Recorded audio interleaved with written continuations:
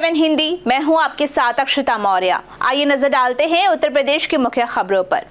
मुरादाबाद में रविवार रात थाना कटघर क्षेत्रांतर्गत स्थित परी रेस्टोरेंट में अज्ञात कारणों से आग लग गई। सूचना पर उच्च अधिकारी सहित थाना कटघर पुलिस और फायर ब्रिगेड टीम तुरंत मौके पर पहुंची और राहत एवं बचाव कार्य शुरू किया गया। फायर टीम और स्थानीय लोगों की मदद से आग पर शीघ्र नियंत्रण पाया गया तथा रेस्टोरेंट में फंसे सभी लोगों को सुरक्षित बाहर निकाल लिया गया। प्रारंभिक जांच में किसी के हताहत होने की सूचना नहीं है, जबकि रेस्टोरेंट में संपत्ति का कुछ नुकसान हुआ है। पुलिस मामले की विस्तार से जांच कर रही है और आग लगने के कारणों का पता लगाने में जुटी हुई है। देखिए, यहाँ पे परी रेस्टोरेंट है ये और कटघर थाना क्षेत्र में है और यहाँ पे 10 बजे के आसपास आग लगने की सूचना मिली थी और सूचना मिलते ही तत्काल हमारे सभी फायर सर्विस के सारे लोग और सीएफओ साहब प्लस पूरी उनकी टीम, लोकल एसएचओ, सीओ सभी लोग यहाँ मौके पे आ गए और तत्काल उसमें फायर कंट्रोल करने की कार्रवाई शुरू की गई। उसके बाद फायर कंट्रोल में भी आया और इसमें जो ये रेस्टोरेंट था इसमें लगभग 15-16 लोग थे, जिसमें से पीछे से लगभग 12 लोगों को उतारा गया और 4 लोग अंदर थे। उन लोगों को 4 लोगों को फिर हमारी जो फायर की टीम थी और स्थानीय लोगों ने मिलकर उन लोगों को सकुशल निकाला और उन सबको हॉस्पिटल भेज दिया गया है। वहाँ पे एक डॉग भी था, उस डॉग को भी हम लोगों ने यहाँ से सकुशल निकलवा दिया है। हम लोगों ने अपने स्तर से भी इसको अभी तक वेरीफाई किया है। अब तक की जो जांच हुई है उसमें सारे कमरों की जांच हुई है, सारे वॉशरूम्स वगैरह की जांच हुई है, उसमें वहाँ पे कोई कैजुअलिटी नहीं हुई है। लेकिन अभी भी हमारी यहाँ फायर की टीम लगी हुई है और हम लोग इसको एक एक पॉइंट, एक एक पोर्शन को पुनः देख रहे हैं और फिर जैसा होगा आप लोगों को अपडेट किया जाएगा। कितने इंजर्ड है सर इसमें? देखिए, जो लोग इसमें 3-4 लोग जो अंदर से निकाले गए वो सफोकेटेड लग रहे थे, उनको हमने तत्काल यहाँ से भेजा है। कुछ लोग यहाँ पे जो सहायता कर रहे थे उसमें से भी 2-4 लोगों को हल्की सी इंजरी हुई है। मुरादाबाद से मोहम्मद अरशद की रिपोर्ट। रायबरेली के ऊंचाहार कोतवाली क्षेत्र के कदकोटरा बहादुरगंज गांव में एक बेहद दुखद हादसा हुआ, जब तेज रफ्तार ई रिक्शा ने अचानक सड़क पार कर रहे बुलेट सवार को जोरदार टक्कर मार दी। इस टक्कर की गंभीरता इतनी अधिक थी कि बुलेट सवार की मौके पर ही दर्दनाक मौत हो गई। घटना की सूचना मिलते ही पुलिस तत्काल घटना स्थल पर पहुंची और शव को कब्जे में लेकर कानूनी कार्यवाही शुरू की है। मृतक की पहचान अश्विनी यादव निवासी पूरे गणेश के रूप में की गई है। वहीं स्थानीय लोगों के अनुसार हादसे के समय सड़क पर काफी भीड़ और आवाजाही थी, जिससे टक्कर के बाद पास अफरा तफरी मच गई। पुलिस ने मामले की जांच शुरू कर दी है और ई रिक्शा चालक की पहचान कर पूछताछ की प्रक्रिया भी शुरू कर दी गई है। हादसे के कारणों का पता लगाने के लिए पुलिस सड़क पर लगे सीसीटीवी फुटेज की जांच कर रही है। क्या घटना हुई आज आपके गांव में? घटना शाम 7 बजे कोटरा बहादुरगंज के बच्चे दोनों आ रहे थे घर से रोड की तरफ। अचानक ई रिक्शा गाँव से निकल रहा था, आमने सामने मतलब टक्कर हुई, दोनों में जोरदार। बच्चे को गंभीर चोटें आई हैं, सर में, चेस्ट, सीने में, पैर में भी। उसके साथ 2 लोग थे। एक गांव का और बच्चा था, वो ठीक स्थिति में है।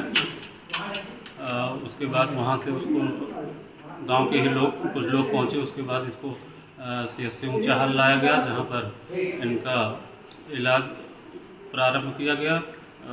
उसके बाद अस्पताल में डॉक्टर साहब ने मृतक घोषित किया। जी, ये स्थितियाँ। पुलिस आई है मौके पर? पुलिस आई है यहाँ पर? वहाँ प्रशासन पूरे स्टाफ के साथ यहाँ सहयोग में। रायबरेली से शिवम कुमार त्रिवेदी की रिपोर्ट। छठ महापर्व की धूम पूरे देश में दिखाई दे रही है और आज शाम को सूर्य को अर्घ्य देने की परंपरा निभाई जाएगी, जिसमें करोड़ों भक्त नदियों, तालाबों और घाटों पर एकत्र होकर अस्ताचलगामी सूर्य को तर्पण देंगे। उत्तर प्रदेश के शहरों में भी छठ का उल्लास अपने चरम पर है और घाट किनारे पहले वेदी तैयार कर ली गई है। लखनऊ में सूर्यास्त 5:27 और कानपुर में 5:32 पर होगा। 4 दिवसीय छठ महापर्व के दूसरे दिन कार्तिक माह के शुक्ल पक्ष की पंचमी तिथि को व्रती महिलाओं ने 36 घाटों का निर्जला व्रत और खरना पूजन किया, जिसमें उन्होंने गुड़ की खीर, रोटी, केला आदि का भोग लगाया और पूरे परिवार के साथ प्रसाद ग्रहण किया। लक्ष्मण मेला मैदान और वैदेही छठ घाट पर तैयारियां पूरी हो चुकी हैं और घाटों को मधुबनी पेंटिंग से सजाया गया है। रायबरेली जिले के लालगंज कोतवाली क्षेत्र के पांडेपुर गांव में बकरी चराने गए किशोर की दबंगों ने जमकर उसकी पिटाई कर दी। इस दौरान उसका हाथ जख्मी हो गया। किशोर को बचाने आई मां और उसकी बहन को भी लाठी डंडों से पीट दिया गया। इसके बाद पीड़ित पिता ने इस तरह पुलिस को सूचना दी। मौके पर पहुंची पुलिस ने घायलों को इलाज के लिए लालगंज के सामुदायिक अस्पताल में भर्ती कराया है, जहां पर तीनों लोगों का प्राथमिक उपचार डॉक्टर के द्वारा किया जा रहा है। वहीं थाने में दी गई तहरीर के आधार पर पुलिस ने मामला दर्ज कर आगे की जांच पड़ताल शुरू कर दी है। वहीं प्रभारी निरीक्षक प्रमोद कुमार सिंह ने बताया कि पीड़ित के द्वारा तहरीर प्राप्त हुई है। पूरे मामले की जांच पड़ताल कार्यवाही जारी है। हमारा लड़का 10 साल का बकरी चरा रहा था परती खेत में, बंजर में ऐसे भीट में। उसको नीतू सिंह की लड़की नंदिनी ने उसको मारा है। वो 18 साल की, मेरा लड़का 10 साल का है। उसको गिरा के मारा, हाथ का गावा फट गया है, उसका पूरा हाथ फट गया है। और अमन सिंह भी मारे हैं और धमकी दे रहे हैं कि अगर पढ़ने जाएंगे तुम्हारे लड़के तो काट डालूंगा। मारपीट में कितने लोग थे? मारपीट में 4 लोग थे। नाम बता सकते हैं? नीतू सिंह, नंदिनी सिंह, अमन सिंह और उसके एक भाई का क्या नाम है, कृष्णा सिंह। रायबरेली से शिवम कुमार त्रिवेदी की रिपोर्ट।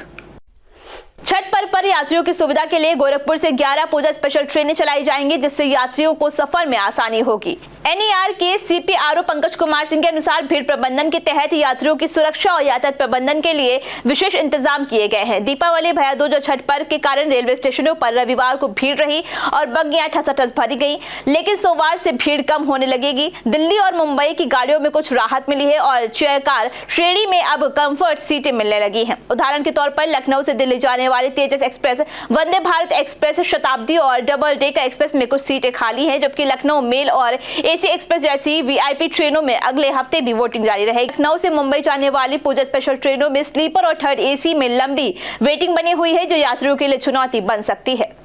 उत्तर प्रदेश की मुख्य खबरों में फिलहाल इतना ही। बने रहिए न्यूज़ 7 हिंदी के साथ।